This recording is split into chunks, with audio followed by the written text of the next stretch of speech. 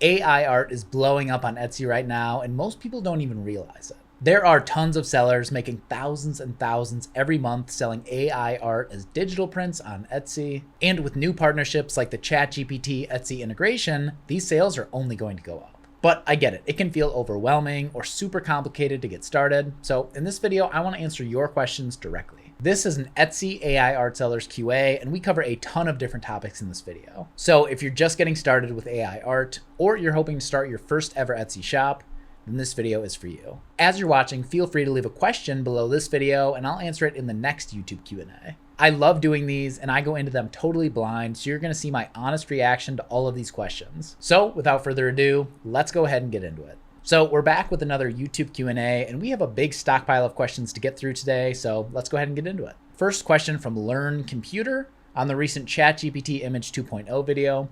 The color cohesion on these golden hour sunsets is near perfect. I love that I can use Omnily to manage the entire creative stack. Having unlimited GPT access, I can focus on antique oil painting prompts and the upscaling workflow without getting nickeled and dimed by a separate subscription fee every time I want to try a new artistic keyword. So this is a great call out. If you haven't seen it, I just released a new video on the recent ChatGPT Image 2.0 update, and it's pretty crazy for oil painting designs like these. I am absolutely blown away, especially by where ChatGPT used to be, honestly, even just a week ago. Every single one of these oil paintings could become a bestseller on Etsy.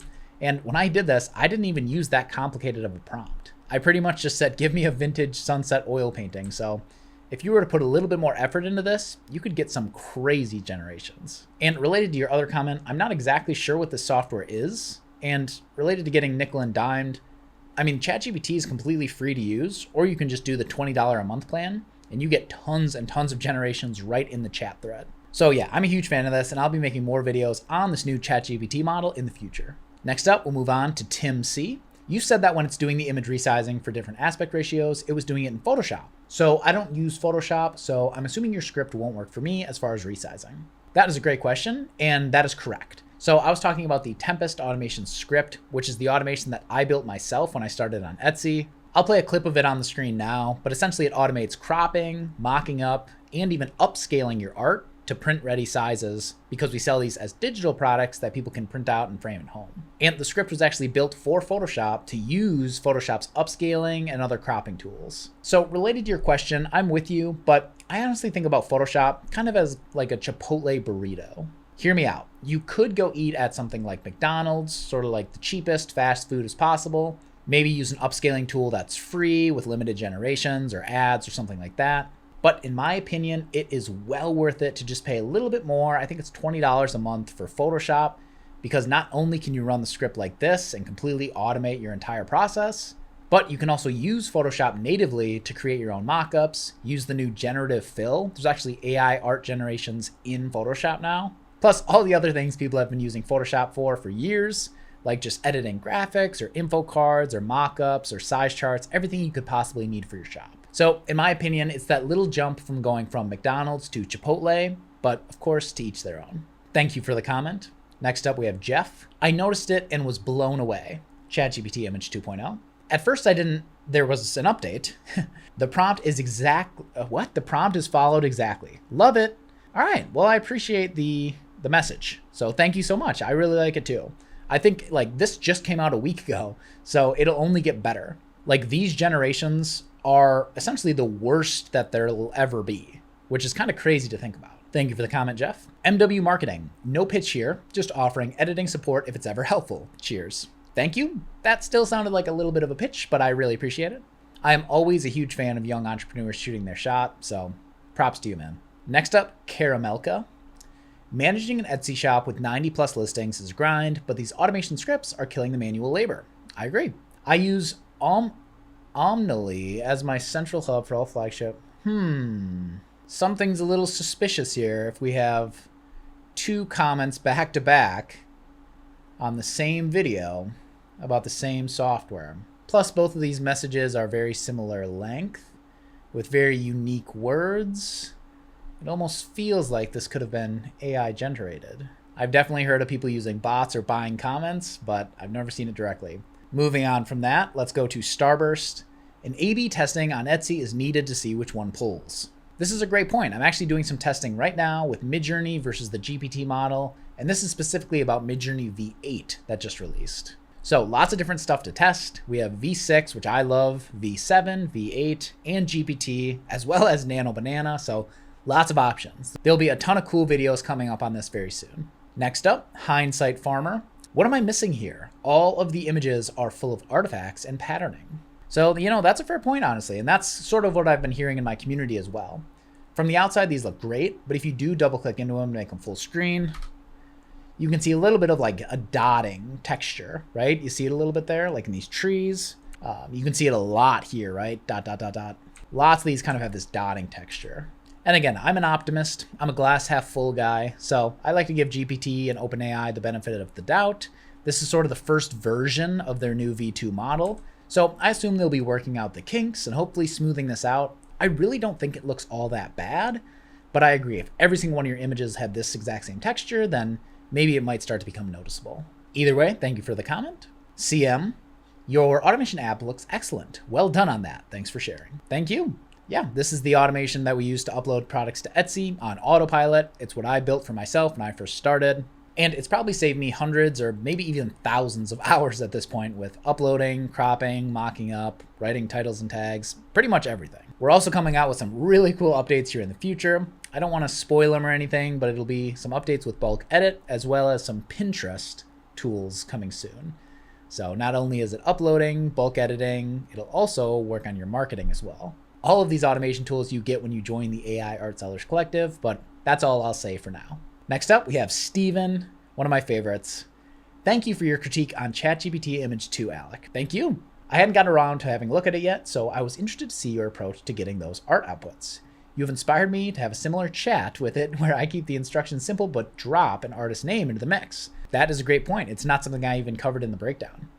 The thing I noticed is that your dialogue was more like normal talk than an actual prompt, especially when you expanded on the first original simple sentence. Yeah, very true. That was just sort of a test drive of the entire product. I've already done a lot more detailed testing with specific prompts, and I'm really excited to share this with you guys. There's a lot we can do with this new model, and yeah, it's just a really exciting time to be working with AI art. So thank you so much for that comment. Always appreciate you, Steven. Always appreciate you dropping in. Next up from Zoe.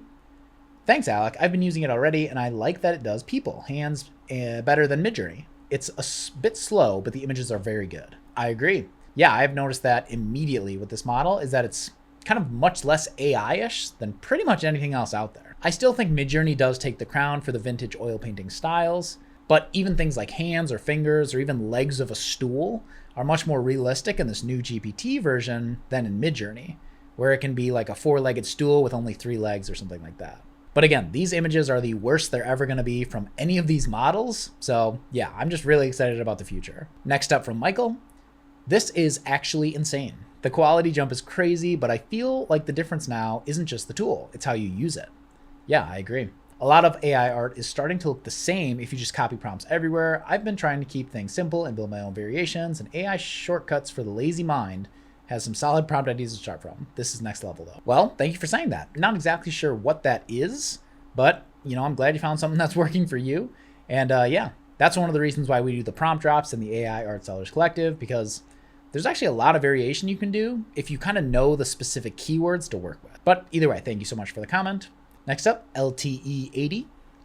From my experience, the strategy of just copying the design style of someone else is a waste of time. Taking inspiration from what is selling is valid, but you have to build your own idea and design from it, create a high quality product, publish a listing with images that perfectly show what you are selling, title, description, and tags that will provide your potential customer and Etsy more information about your product, and be prepared and willing to pay as much as you can for Etsy ads. Well, that is a fair point. I will say this is a bit of a glass half empty approach.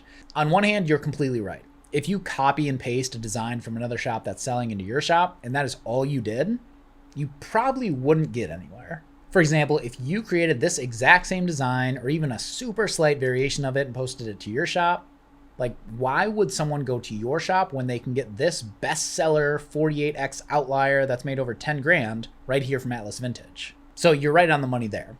But the idea is to kind of reverse engineer why people bought this in the first place. They're obviously looking for something cute and fun for spring, and maybe even directly bunny related, And so suddenly you can take those concepts and apply them in a million different remixes and variations. I'll link a video below this one that explains exactly how to do this, but you're totally right.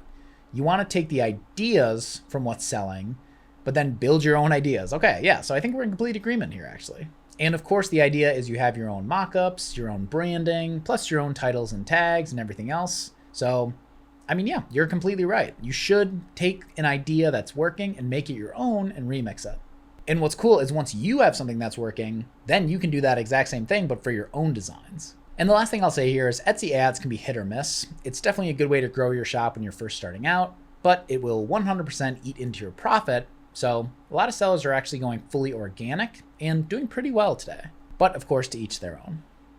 Next up from Lindsay.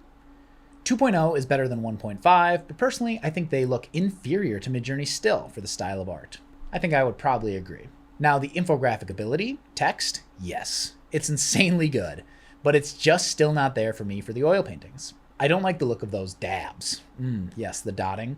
It looks AI to me. Midjourney still holds the title, IMO, but I love watching you describe how to look at art with the rule of thirds, etc., things I've never heard of. Oh, well, thank you for sharing. Yeah, it's one of the beautiful things about these AI art tools is, the only way that they can be created is through text. So knowing the particular keywords and phrases and styles to use is more important than ever. For example, rule of thirds is just an easy one, right?